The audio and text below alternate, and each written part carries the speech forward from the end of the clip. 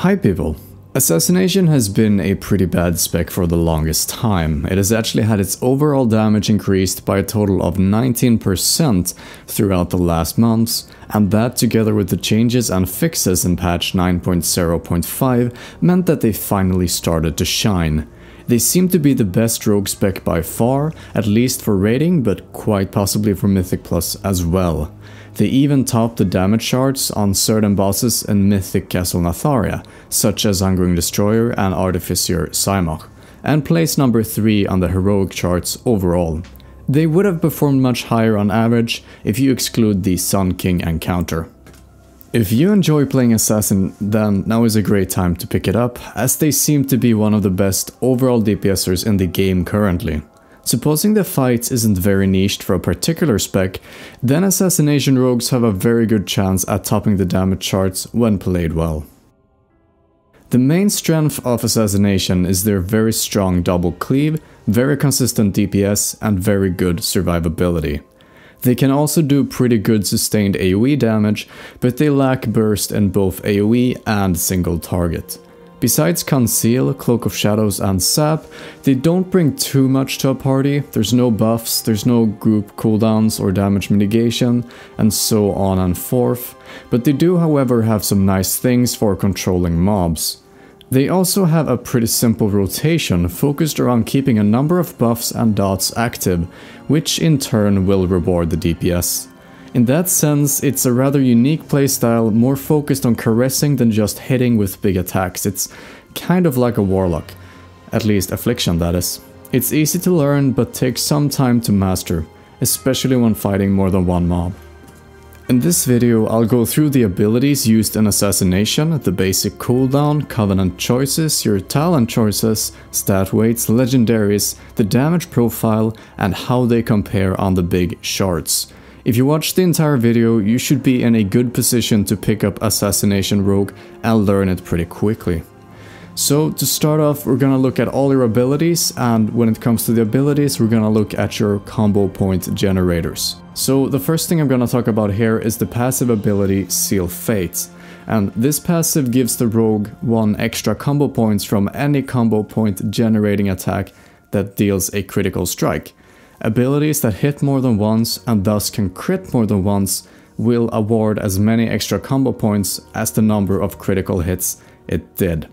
Ambush is actually only used if you pick the talent Blindside. Although it hit hards, it can only grant 2 combo points or 3 if it crits. You will pretty much never use this ability from stealth either.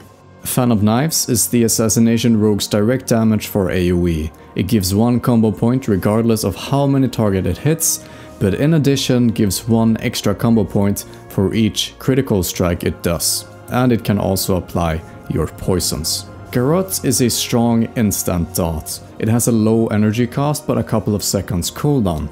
If you've taken the talent Subterfuge, the damage it deals when casted from stealth is increased by 80%, making it very strong. It also awards 1 combo point.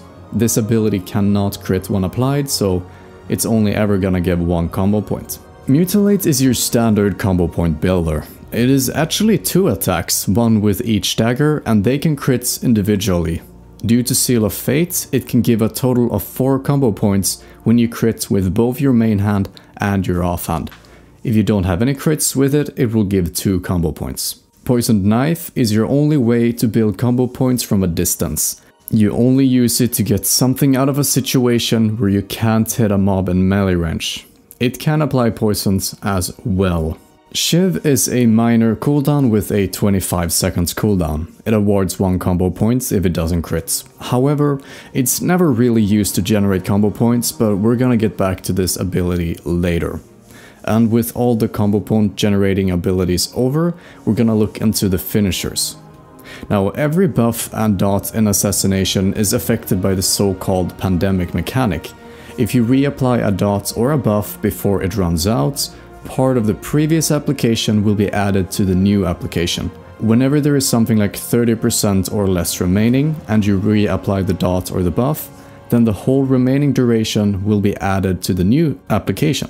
This is something you shape your rotation around. Another very central passive for Assassination is the Venomous Wound passive. Anytime Garrote or Rupture deals damage to a target affected by deadly poison, you will gain 8 energy. This ability means that haste is particularly strong for Assassination. Now, Envenom does a few things. Partly, it deals direct damage based on the number of consumed combo points. It also gives a buff for 1 second plus 1 second per used combo point that increases the application rate of your poisons by 30%, and finally it increases the duration of Slice and Dice by 3 seconds per combo point consumed. By utilizing combo points in an efficient way and timing the Envenoms, you want to try and have a high uptime on the Envenom buff. As long as you don't waste energy by capping it, you should not worry about waiting a few seconds before using your next Envenom, even if you're sitting at 5 combo points. Just avoid using any combo point generators for those few seconds. Rupture is very similar to Garrote, only that it uses combo points and does not have a cooldown. Due to Venomous Wounds, you want to keep this dot ticking, but on Trash in Mythic Plus, it often is a good idea to only use 2 to 3 combo points per applied Rupture, as the mobs will die before a 5-pointer will even be close to running out, meaning you basically wasted your combo points. Using fewer combo points will not affect the DPS from Rupture, it will only affect the duration of the dots. Crimson Tempest is the talent in the final row that I would recommend to pick for both raids and Mythic Plus. It gives you a AoE dot that deals quite a lot of damage. Starting at 3 mobs and going up, you should try and always keep this dot up.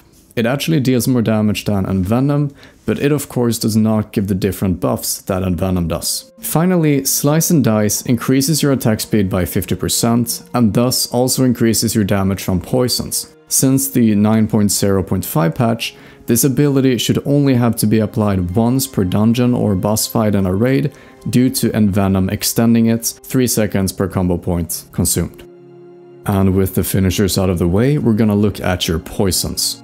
Deadly Poison is one of 2 damage dealing poisons, and this is the one you always use in PvP. The first application adds the Deadly Poison dot to your target, and any application to a target with this poison already active will instead refresh the dot and apply Instant Poison, which deals instant damage. Crippling Poison. Besides picking 1 damage poison, you also get to pick 1 of 2 effect poisons, of which Crippling Poison is one of them. This one reduces the target's movement speed and is mainly used in PvP.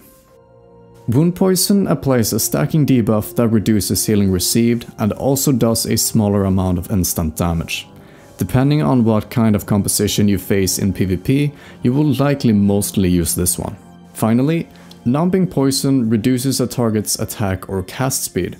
On trash mobs, it's gonna be effective until the poison runs out, and on bosses, it's going to be active until the next auto attack or spell cast. Finally, Improved Poisons is a passive in Assassination that increases the damage of your poisons by 30% and increases the application rate by 20%. With the poisons out of the way, we're gonna take a look at the 2 cooldowns you have in Assassination. Vendetta is a 2-minute cooldown that increases all damage you deal to the target by 30% for 20 seconds, and it also allows you to see the target in stealth. Back to Shiv. Besides generating 1 or 2 combo points depending on whether it crits or not, it also increases the damage you deal to the target by 25% for 9 seconds, and this is, like said, on a 25 seconds cooldown. Usually this spell is just used off cooldown, however. And with the cooldowns done, we're gonna move into the mobility spells. Now, Assassination is quite mobile. You have Shadow Step, which teleports you behind the targets, and this can be used on both allies and enemies, and it increases your movement speed by 70% for 2 seconds. You also have Sprint, which increases your movement speed by 70% for 15 seconds on a 1-minute cooldown. Finally, you have the passive Cut to the Chase that increases your movement speed by 15% as well as reduced falling damage taken. And with that, we're moving into the crowd control spells. So first of all, Blind disorients the target to walk in place for 1 minute in PvE on a 2-minute cooldown. This will break from any damage, and it can also be used to interrupt casts in some situations if your kick is on cooldown. Sheep Shot is something you almost never use in PvE as it does not deal any damage and you want to use other spells or abilities when breaking stealth. But if you really want to keep a mob stunned, it might be the way to break stealth.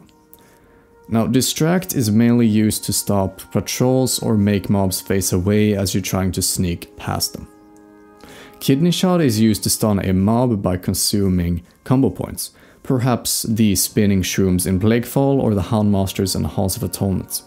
Now, unless there is a need for a stun, you will just spend your combo points on damage abilities instead. Finally, Sap is one of the few CCs that allows you to pass by a mob without aggroing it. Sheep, Hex, and Traps will not allow you to do this. Sap can hence be used to skip packs in, for example, Mists of Terna's Scythe.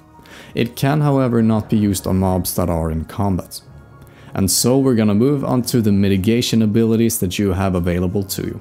One of the most iconic ones is Cloak of Shadows that makes you invulnerable to magic for 6 seconds and also removes any magic effects and dots currently on you. Often this allows you to skip mechanics and keep DPSing a boss. It can also be used to remove traps on Cymock in Castle Natharia or to completely remove the damage from an explosion on Sire Denathrius. This is one of the most useful cooldowns you have when it comes to, well, let's say what you're bringing to the group or the raid. Crimson Vial simply heals you for 20% of your total HP over 4 seconds, and this on a 30-second cooldown.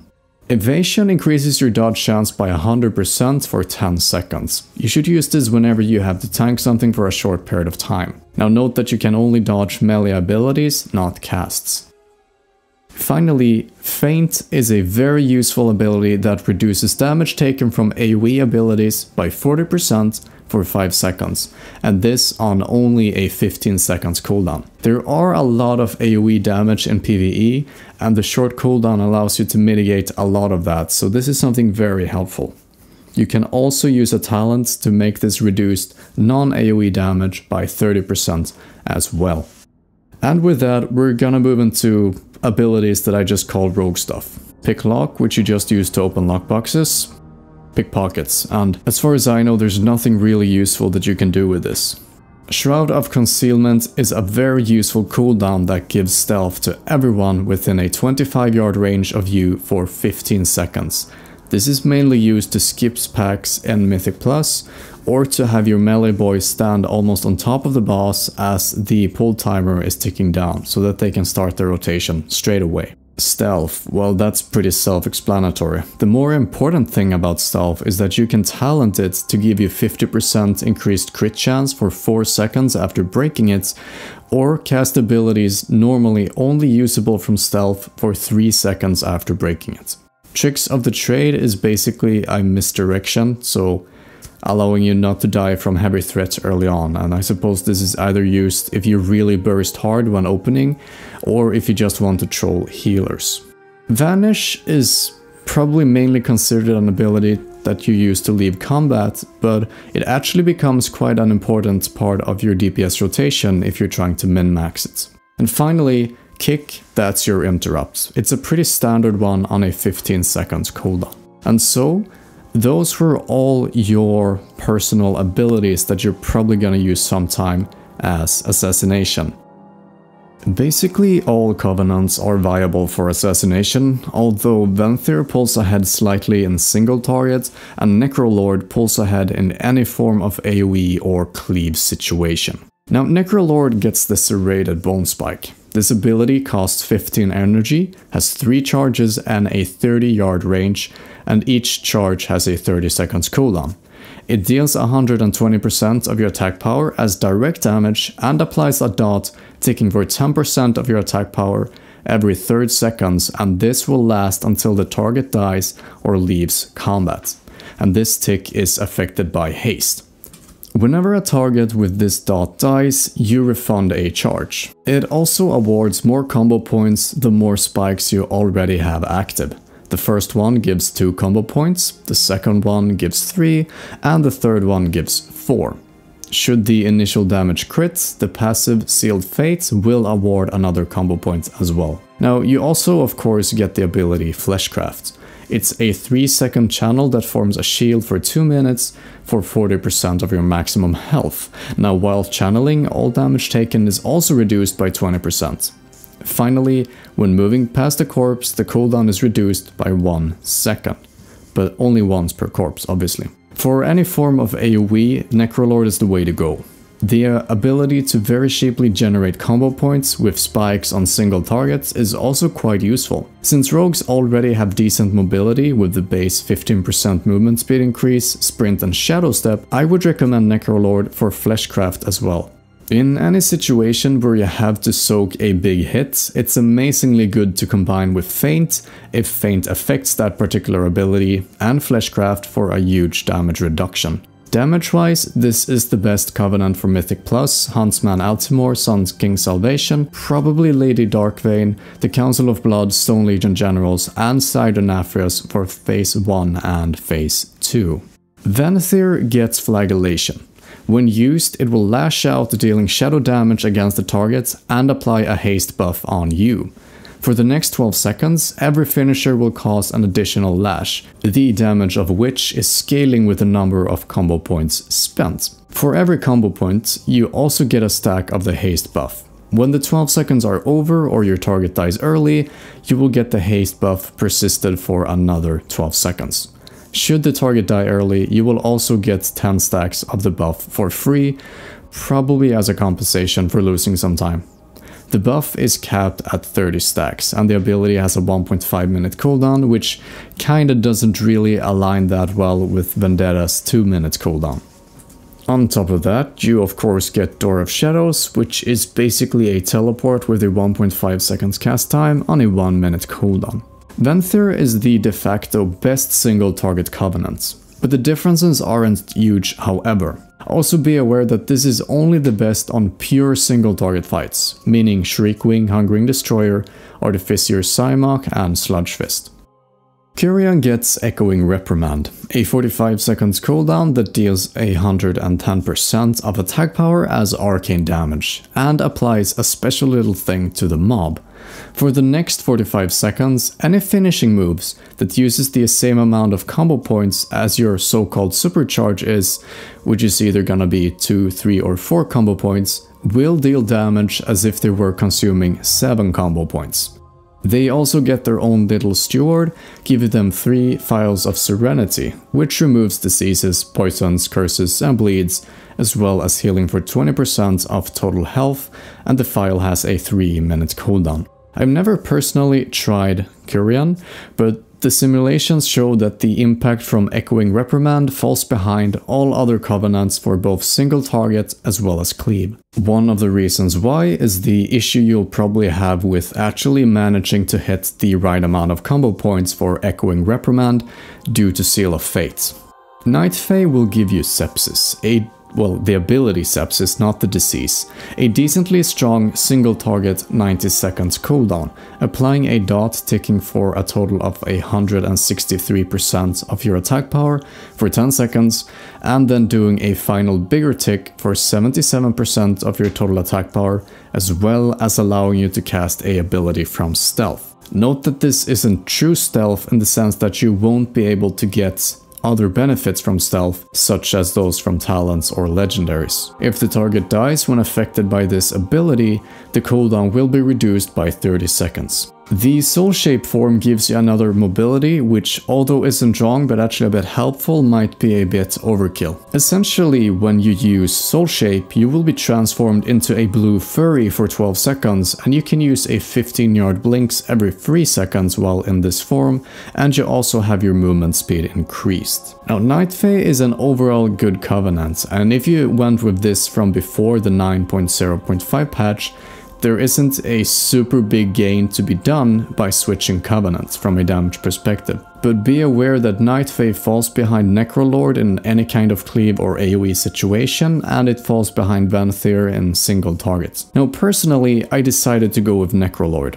The serrated bone spikes are quite interesting, and although they fall behind slightly in single targets, they do help a lot with being the cheapest possible source of combo points, and they're also ranged. The Fleshcraft ability is also very useful in PvE situation. Combined with Feint, it allows you to very safely soak orbs near the explosion in Phase 3 on the Nathrys, for example. But I can definitely see how Venthyr is both good from a damage perspective and is also kind of fun to use. And with the Covenants out of the way, it's time to take a look at your talent points. Now, while going through the talents, I'm quickly gonna discuss them. So, on the first row, we have Master Poisoner, which scales well with Mastery and the Envenom buff, but simply falls behind damage-wise compared to the other two options, at least according to simulations. So, Master Poisoner is almost never picked. Elaborate Planning. Although the buff only lasts for 4 seconds and isn't affected by the pandemic mechanic as far as I know,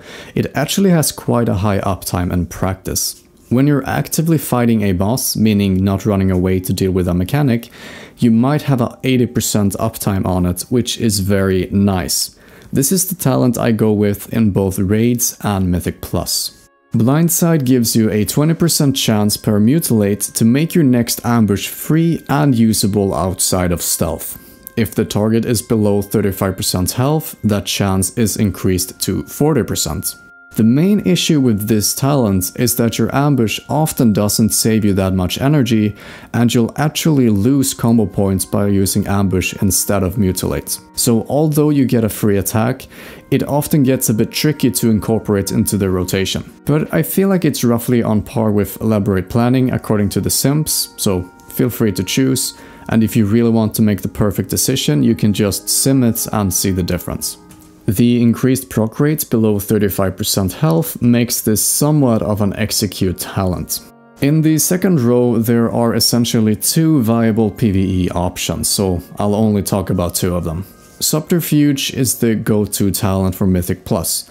The 80% damage increase and cooldown removal to Garrote when used from stealth and 3 seconds after stealth has been broken makes it very good in a situation with more than one target.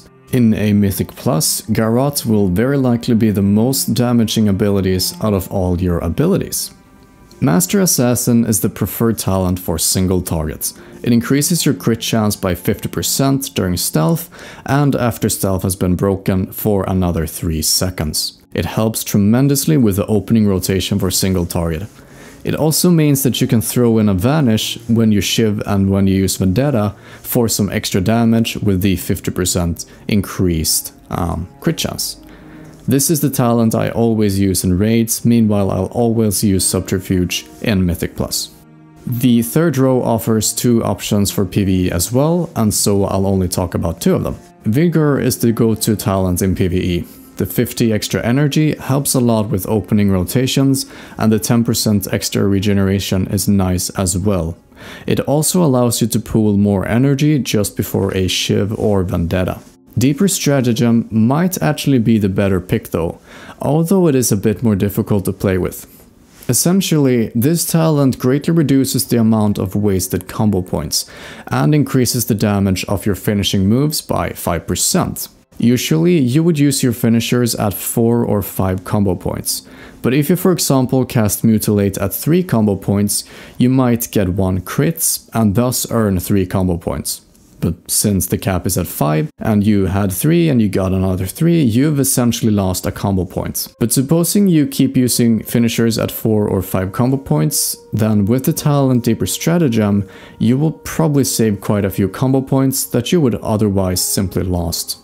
With some training, this might actually be the better talent pick, at least for raids. However, Vigor is like mentioned the go-to talent. In the fourth row there are good PvE benefits to all the talents. However, you could easily argue that Sheet Death and Elusiveness are better than Leeching Poison. Leeching Poison gives you another 10% leech to your attacks, which actually gives you quite good passive healing. Depending on the fight in a raid, I found that it gave me something like 300 extra HPS throughout the entire fight. Sheet Death is obviously very helpful as it essentially gives you an extra life should you fail a mechanic. Now, supposing you don't fall off an edge or you will continue to take damage after you almost died, then this will likely save your life. Elusiveness is something I haven't looked into too much, but it actually looks really good. Considering the short cooldown of Feint, a bonus 30% damage reduction to non-AoE attacks could be really useful. There are a lot of situations where that could have prevented a lot of damage from going out. If you feel like you won't make any fatal mistakes, I would recommend Elusiveness. Otherwise, you should probably go with Sheet Death. On the 5th row, there is essentially only one PvE alternative, or possibly two. Iron Wire adds a 3-second silence to your Garrots, as well as reduces the damage a mob deal for 15% for 8 seconds after having Garrots applied to it. On certain packs, which requires a lot of silences, a rogue can effectively keep 3 mobs silenced for 6 seconds in a row by using Vanish, which is really helpful. This would be the go-to talent for Mythic Plus in my opinion. Prey on the Weak gives your kidney shot a damage increase by 10% from all sources to the target. On a fight where an ad spawns that needs to be stunned and killed quickly, this could be a really good talent. In raids, this would be my recommended choice. Meanwhile, Iron Wires really doesn't have any usefulness in Casa Natharia besides trash. You could go Prey on the Weak and kidney shot the ads on Huntsmaster when they need to be killed, which would be a big damage increase to them. On the 6th row, we find Venom Rush, which makes Mutilate refund 8 energy whenever used against a poisoned target. However, Alacrity simply pulls ahead. Alacrity gives your finishing moves a chance to increase your haste by 2%, stacking up to 5 times, which of course is just really good. The haste translates into more damage and more energy, and this is the go-to talent on this row. Exsanguinate is essentially never picked. However, it might technically be the best talent for AoE situation. Once you're used to Assassination, it might be fun to play around with it.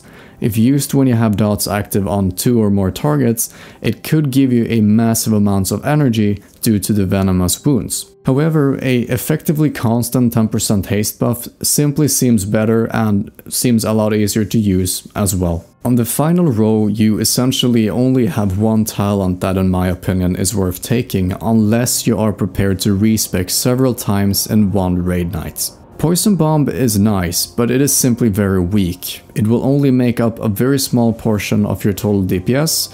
However, note that rogues in Assassination use very many but weak abilities to deal their total damage. Now, Poison Bomb is technically the best option for single target, but whenever there are 2 targets or more, you might want to use Crimson Tempest instead, and that is, in my opinion, the better pick to just go with overall.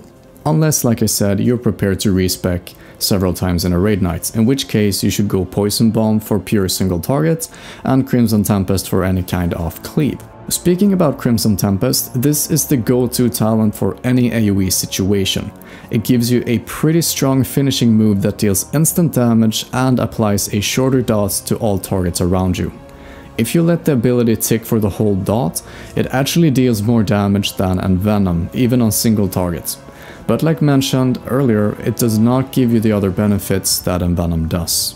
Finally, Hidden Blades is not necessarily bad, it's just really niche. On a fight where very weak ads spawn that needs to be AoE down, this might be the best pick. It could possibly work on the ads on the Naphris in phase 1 if the rest of your raid deals so much damage that you essentially don't have any time to apply Crimson Tempest to them. But other than that, it's actually quite difficult finding a good use for Hidden Blades. When it comes to legendaries, there are essentially 2 that are of interest for Assassination Rogue. One is Soldrick, which increases the damage of your poisons and bleeds by 30% to targets beneath 30% health. So it's basically an execute legendary. This is also considered the go-to legendary for Mythic Plus. The other one is Doomblade, which adds a dot to your Mutilate, doing 45% of its direct damage over a 8-second period, as well as increasing the damage of your Envenom by 5% per bleed active on the target. This includes Rupture, Garrot, Crimson Tempest, the Doomsblade own dot, meaning the Mutilate dot, and if you picked Necrolord, the Serrated Bone Spike will also contribute to the 5% increase. The Mutilate bleed is not overwritten by a consecutive Mutilate. Instead, the old dot will be added to the new dot. And so, now that we've gone through basically all your legendaries that are of interest, your Covenant choices, and your talents, and all of your spells, it's time to actually put them together to some sort of rotation. So, how should they be used? Well, on a single target, you want to do basically the following. Of course, always start combat from stealth and make sure that you have your poisons applied. Always keep Garrote and Rupture active. Utilize the pandemic mechanic to reach 100% uptime.